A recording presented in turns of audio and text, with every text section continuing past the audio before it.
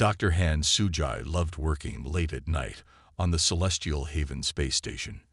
The quiet halls and empty laboratories gave her time to think. Tonight, she sat at her desk, looking through her quantum microscope at space dust samples from the station's exterior. The clock on her wall showed 11:30 p.m. when something unusual caught her eye. One of the dust particles was giving off a strange pattern of light. Suji adjusted her microscope's settings and looked closer. What she saw made her sit up straight in her chair. "This can't be right," she whispered to herself. She rubbed her eyes and looked again. The dust particle, no bigger than a fraction of a hair's width, showed signs of organized structure. Suji could see tiny patterns that looked like buildings and roads. At first, she thought she was just tired and seeing things. But as she adjusted the microscope's focus, the images became clearer. Suji's hand shook as she pressed the button to record her findings. Through the microscope, she could now see tiny moving dots that looked like vehicles moving along the miniature roads. There were structures that resembled houses, factories, and what appeared to be parks. "Computer, run a full scan of sample 247, she commanded. The computer hummed to life, its blue scanning beam passing over the dust particle. "Scan complete," the computer announced after a few minutes. "Detecting organized carbon-based structures, electromagnetic signals, and artificial light patterns consistent with civilization markers." Suji's heart beat faster. She wasn't imagining things. She was looking at a civilization so small it could fit on the tip of a needle. She reached for her communication device and paused. Who should she call first? It was nearly midnight, but this discovery couldn't wait. She decided to call her colleague, Dr. Kim Duha, the station's leading quantum physicist. "Duha, I need you to come to Lab 7 right now," she said when he answered. "I found something you need to see." 20 minutes later, Duha stood next to Suji, his mouth open in amazement as he looked through the microscope. His usual neat appearance was missing. He had come straight from bed, still wearing his sleeping clothes under his lab coat. "Suji, this is incredible," he said, adjusting the microscope's controls. "These structures, they're artificial. And look, there are energy signatures. They're using some form of power system." As they watched, they noticed patterns in the tiny lights. They weren't random. They were organized, like streetlights in a city. Some would dim while others brightened, following what seemed to be a day-night cycle. "We need to find a way to communicate with them," Suji said, already thinking about the possibilities. "They might not even know we exist. Imagine living your whole life thinking your dust particle was the entire universe." Duha nodded, his scientific mind already working on the problem. "We'll need to be careful. At their scale, even the smallest movement from us could cause massive disruption to their world." Sujai looked at her computer screen, where the scans were showing more details about the tiny civilization. There were signs of atmosphere, temperature regulation, and what appeared to be agriculture. These beings, whoever they were, had built an entire society in a space smaller than a grain of sand. "Let's call them the Minju," Suji suggested, smiling. "It means wonderful people in Korean." As the night turned to morning, Suji and Duha remained in the lab, watching the tiny civilization go about its daily life. They had just made one of the biggest discoveries in human history, and yet it was so small you could lose it in a pocket. The space station continued its quiet orbit around Earth, while inside, two scientists watched a microscopic civilization that would soon change their understanding of life itself. Neither Sujin nor Duha went home that night. There was too much to learn, too much to discover, and too many questions to answer about their tiny new neighbors. A week had passed since Suji and Duha discovered the microscopic civilization. They had turned Lab 7 into their permanent workspace, with screens showing constant monitoring of the tiny world. Neither scientist wanted to miss a single moment of observation. Duha had created a special quantum microscope that could focus on the tiny civilization without disturbing it. The device filled half the laboratory, humming softly as it worked. Through it, they could now see the beings themselves, small figures moving about their daily lives. "Look at this," Suji said one morning, pointing to her screen. "They have a central building that seems more important than the others. All the paths lead to it." Duha adjusted some controls on the quantum microscope. "The energy readings from that building are stronger too. Perhaps it's their government center or a research facility." As they watched, they noticed that the tiny beings had regular patterns. They would gather in certain buildings during specific hours, then move to others. They had vehicles that moved along set paths, and places that looked like parks where they would rest. "We need to try communicating with them," Suji said. She had been working on a plan for days.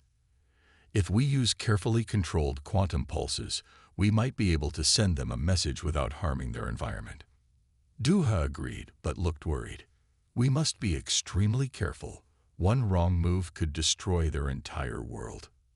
They spent the next 3 days building a communication device. It would send tiny pulses of light that the Minju could see but wouldn't harm them.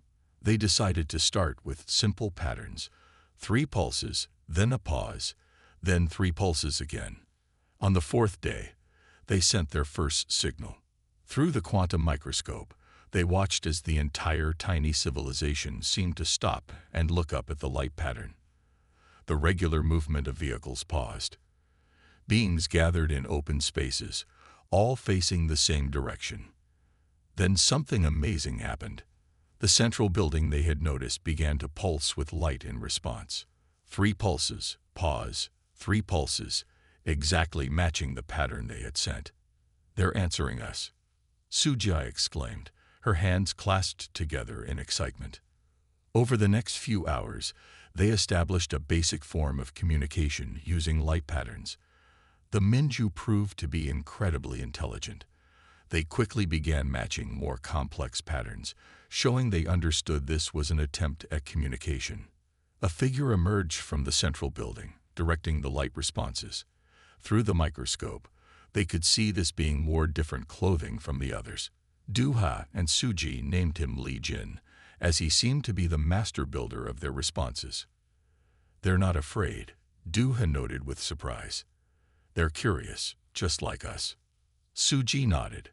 "Wouldn't we be curious too, if we suddenly received signals from beings so much larger than ourselves?" They worked together to create more complex patterns, trying to share basic mathematical concepts. The Minju responded with their own mathematical sequences, proving they had advanced scientific knowledge. By the end of the day, they had established a simple means of sharing information. The Minju could show them pictures by creating patterns of lights on their buildings, and the humans could respond with their quantum pulses. "Tomorrow, we'll try to explain who we are," Suji said as they prepared to end their session. "And maybe they'll tell us their story too." As they shut down the equipment for the night, they noticed the Minju had created a new pattern of lights. It formed a simple image, 2 large figures and many small ones, standing together. "I think," Duha said softly, "they're trying to show us that they understand. They know we're bigger than them, but they see us as equals."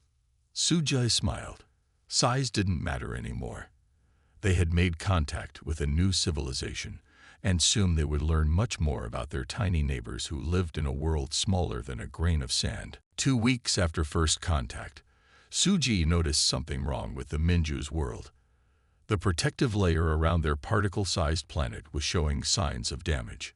Through their quantum microscope, she could see unusual patterns forming in the tiny atmosphere.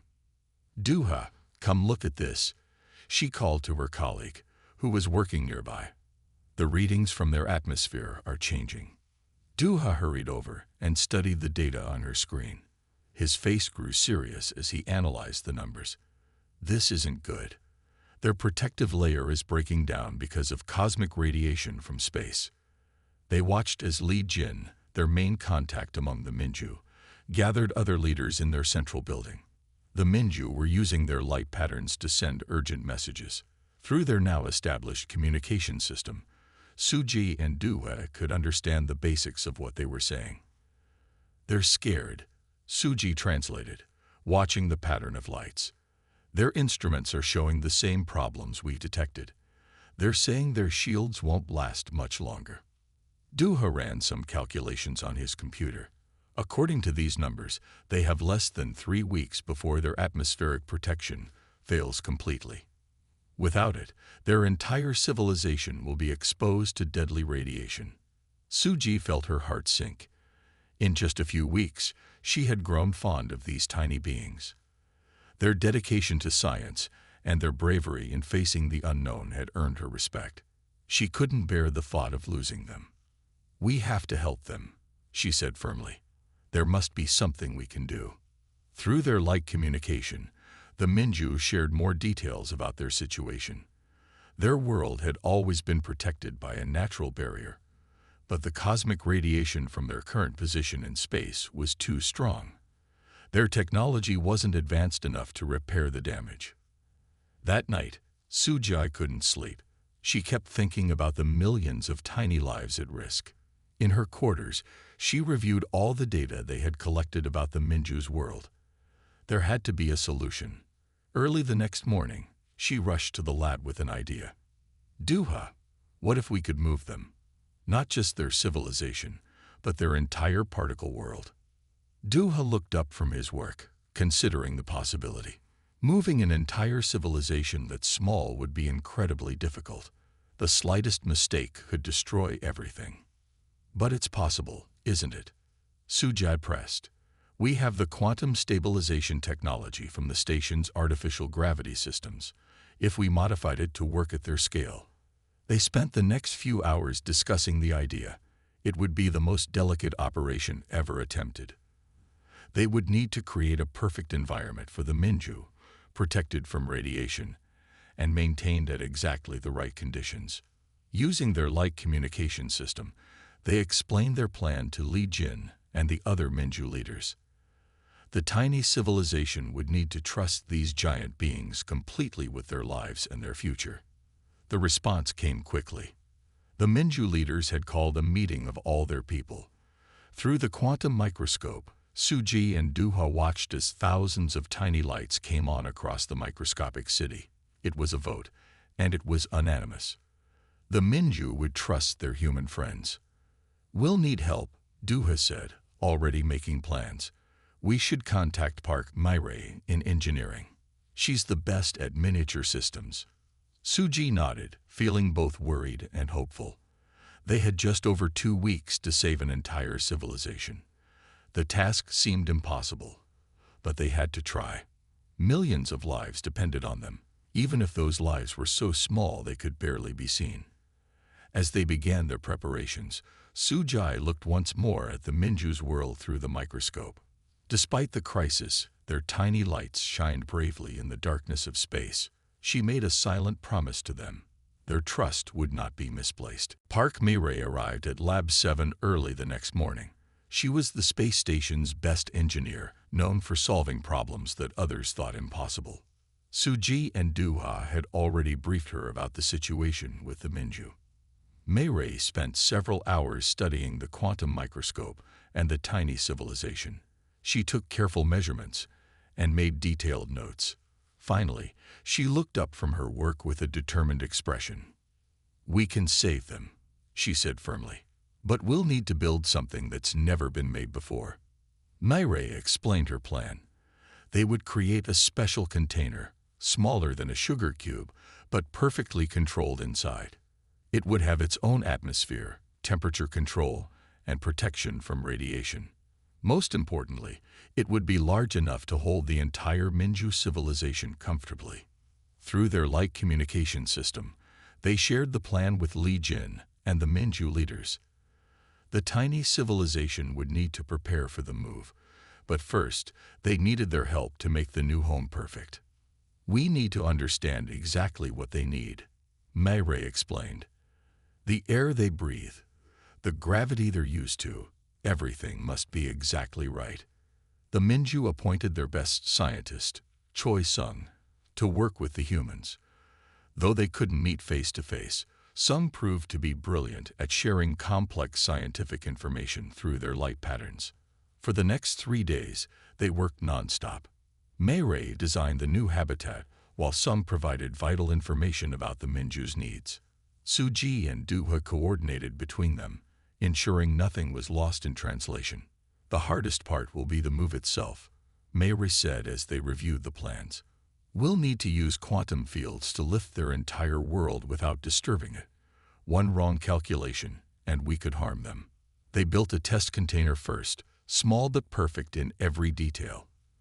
The Minju sent a few brave volunteers to try it.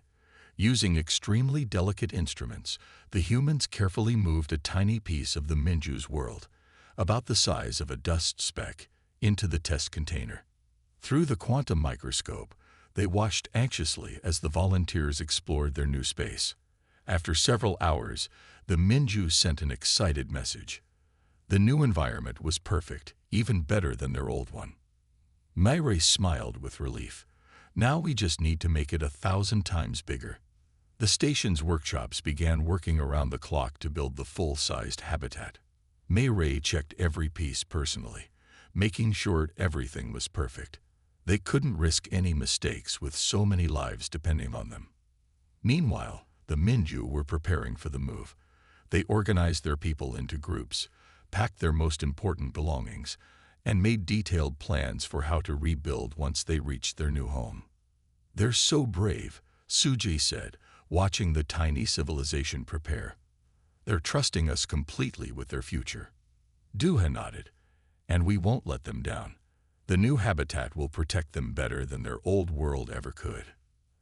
As the final pieces of the habitat came together, Ray ran one last check of all systems. Everything was working perfectly. They were ready to begin the most delicate rescue mission ever attempted. "Tell them we're ready," Ray said to Suji. "The Great Migration can begin tomorrow." That night, the Minju's city blazed with lights, not signals this time, but celebrations. Despite their fear, they faced their future with hope and trust in their giant friends. The day of the Great Migration arrived. Suji, Duha, and Ray had worked through the night, checking and double-checking every detail of their plan. The new habitat waited nearby, its systems running perfectly. Young Minju scientist Toi Sung had organized his people into groups. Through the quantum microscope, the humans could see the tiny civilization gathered in neat sections, waiting for their turn to move. Colored lights marked each group, making them easier to track. "Everything is ready," Ray said, her hand steady on the controls of the quantum transfer device. "We should start with the first group." Suji sent the signal to the Minju. Moments later, the first group of volunteers stepped forward. They were mostly scientists and engineers who would help set up the new home for others. Duha activated the quantum field. A soft blue light surrounded the first section of the Minju's world. Through the microscope, they could see the tiny beings standing brave and still, trusting their giant friends completely. "Beginning transfer," Ray announced. Her fingers moved carefully over the controls, adjusting the field strength to exactly the right level. "Lifting now." The section of the microscopic world rose gently, floating in the quantum field like a soap bubble.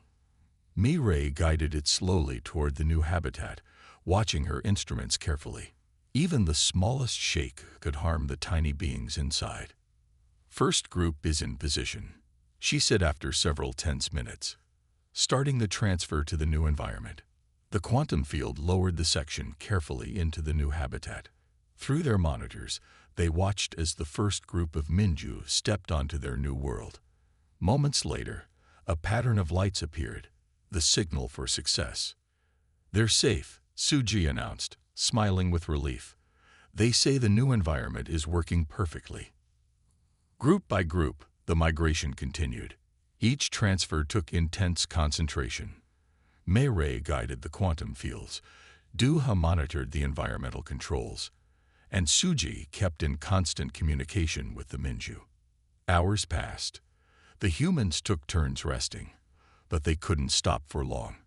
The protection around the Minju's old world was getting weaker every hour.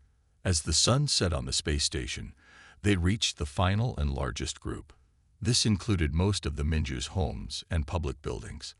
Li Jin had stayed with this group, coordinating everything from their end. "This is the most difficult part," Mei Rei warned. "The section is much larger. We'll need perfect control." The quantum field activated one last time. The remaining piece of the Minju's world lifted slowly. Everyone held their breath as Mei Rei guided it toward its new home. Even the tiniest mistake now could undo all their work. Minutes passed in tense silence. Then, finally, the last section settled safely into place. The quantum field powered down, and they waited for the signal from the Minju. Suddenly, the entire new habitat lit up with thousands of tiny lights. Through the quantum microscope, they could see the Minju celebrating. They had done it. The entire civilization had been moved safely. "We did it," Suji whispered, tears in her eyes. "They're all safe." The humans watched as the Minju began exploring their new home. The habitat was larger than their old world, with better protection and more room to grow. Already, they were beginning to set up their homes and rebuild their city. That night, the Minju created a special light display for their human friends. It showed two large figures holding a small world in their hands, protecting it. The message was clear. They were thankful for their new guardians. 1 month had passed since the Great Migration. The Minju had settled well into their new habitat inside Celestial Haven Space Station.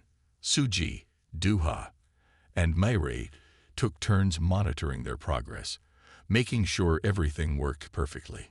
Through the quantum microscope, they watched as the Minju rebuilt their civilization. The tiny beings had organized their new world even better than their old one. They created neat districts for homes, businesses, and parks. Their buildings now had better protection against radiation, thanks to the materials in their new environment. "They're doing more than just surviving," Suji said one morning as she checked the daily readings. "They're thriving." The Minju had started using their new space in creative ways. They built upward, creating tall structures that would have been impossible in their old world. Their vehicles now moved on multiple levels, making transportation more efficient. Li Jin had established a special communication center dedicated to talking with the humans. He worked with a team of Minju scientists who learned to use the light patterns in more complex ways. Soon, they could share detailed scientific information and even simple stories. "We should teach them our language," Duha suggested, "and learn theirs too." They started with basic concepts. The humans projected simple words in light patterns, and the Minju learned to match them with their own language. Progress was slow but steady. Within weeks, they could have simple conversations about daily life. Mei Rei focused on improving the habitat systems. She worked with Minju engineers to make small adjustments that made their lives more comfortable. The tiny beings showed her their own technological ideas, many of which surprised and impressed her. "Their understanding of quantum mechanics is different from ours," she explained to Suji. "Working at such a small scale gives them a unique perspective." The station's other scientists became interested in the Minju. They wanted to learn from these tiny beings who had built such an advanced society. But Suji and Duha were careful about who they allowed to observe the habitat. They felt protective of their small friends. One day, the Minju shared exciting news through their light patterns. They had opened their first school dedicated to learning about human culture. Young Minju studied human languages, science, and customs. They wanted to understand their new protectors better. The humans responded by creating special educational programs about the Minju. They shared information about the tiny civilization with other scientists on the station. Everyone had to learn proper safety protocols before they could observe the habitat. "We're becoming more than just guardians," Suji said to Duha as they watched a group of Minju children in their new school. "We're becoming teachers and students at the same time." The Minju showed their appreciation in many ways. They created beautiful light displays that turned their entire city into works of art. They shared their scientific discoveries, which often helped the humans understand things differently. At the end of the first month, Li Jin sent a special message to Suji. The Minju Council had made a decision. They wanted to name their new home Haven's Heart to show that they were now part of the space station's family. Suji shared this news with the station's commander, who approved the name immediately. That evening, both humans and Minju celebrated together, separated by size but united in friendship and mutual respect. As Suji watched the celebrations through the quantum microscope, she realized that their relationship with the Minju had grown into something beautiful. They were no longer just rescuers and rescued. They had become a family, learning and growing together despite their differences. 3 months after the Minju moved into their new home, both civilizations began sharing their scientific knowledge. The tiny beings had ways of understanding the universe that amazed the humans, while human technology offered the Minju new possibilities they had never imagined. Duha spent many hours working with Li Jin, studying how the Minju understood quantum physics. Because they lived at such a small scale, they could observe quantum effects directly. What humans needed huge machines to see, the Minju could watch with their own eyes. They see the quantum world differently, Duha explained to Suji one morning. For them, quantum mechanics isn't just theory, it's part of their daily life. The Minju shared their understanding through detailed light pattern diagrams. These patterns helped human scientists solve problems they had struggled with for years. The tiny civilization's knowledge led to improvements in quantum computers and communication systems. In return, the humans helped the Minju with medical science. Suji worked with Minju doctors, showing them how human medical technology could be adapted for their size. Together, they found ways to treat illnesses that had troubled the Minju for generations. Their whole civilization is becoming healthier, Suji said proudly. Their average lifespan has already increased by several years. Meirei made another important discovery while working on the habitat systems. The Minju had developed special materials that could change their properties instantly. These materials responded to thought and touch in ways that seemed magical to the humans. Think about it, Meirei said during a team meeting. They had to develop these materials to survive in their original world. Now we can learn from their solutions. The friendship between Duha and Li Jin grew stronger as they worked together.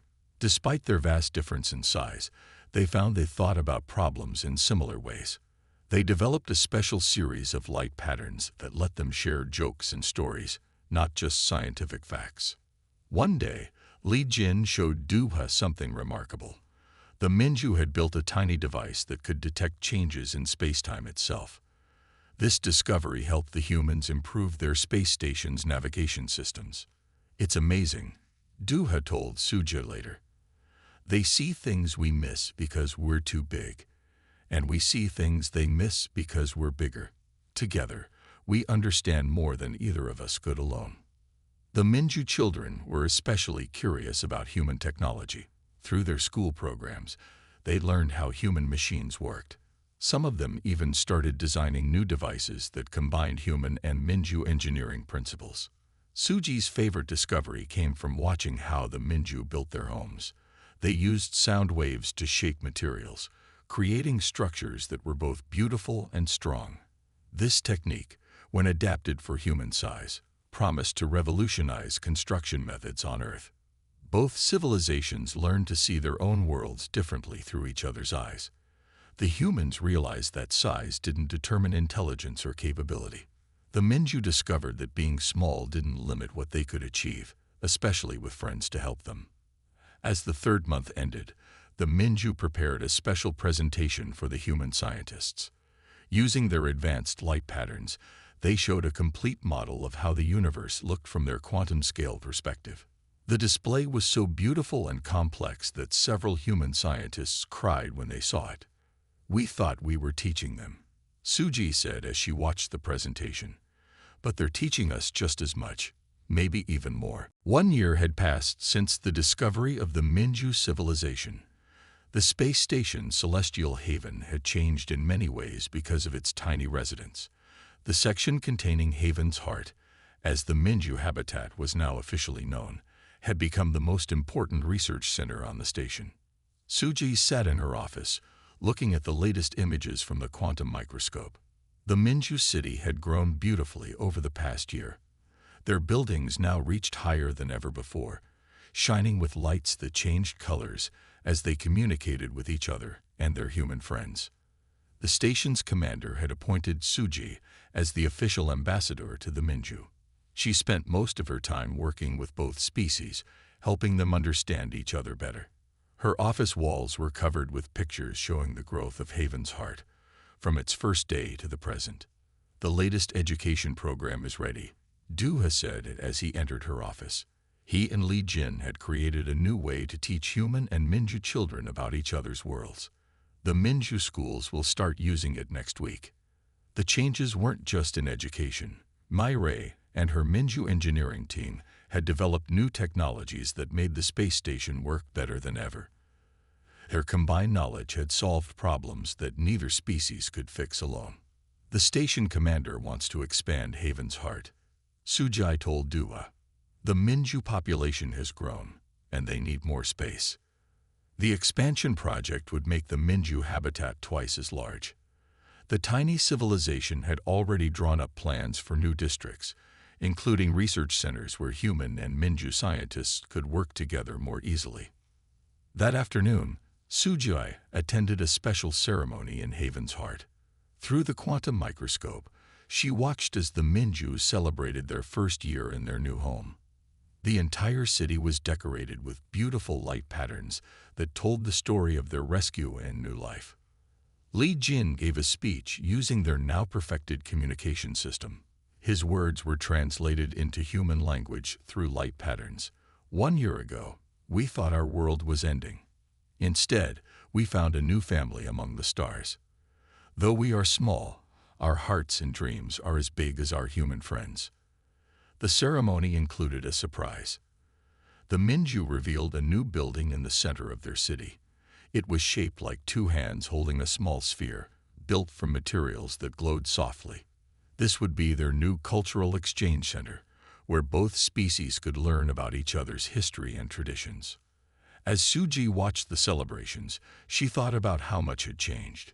The Minju were no longer just tiny beings who needed help. They had become teachers, partners, and family. Their presence had made the space station feel more like a home than ever before. We should tell our story to other space stations, Duha suggested as they watched the ceremony. There might be more tiny civilizations out there, waiting to be discovered. Suji smiled at the idea. She imagined other stations learning to look more carefully at the dust in space, wondering what small wonders they might find. The universe, they had learned, was full of surprises at every scale. That evening, as the celebrations continued in Haven's heart, Suji wrote in her daily log, "Size doesn't matter when measuring the worth of a civilization. The Minju have taught us that great wisdom can come in the smallest packages. Together, we're building a future that neither of us could have imagined alone." As she finished writing, a new light pattern appeared in Haven's heart. It showed a simple message that brought tears to her eyes. "Thank you for being our family.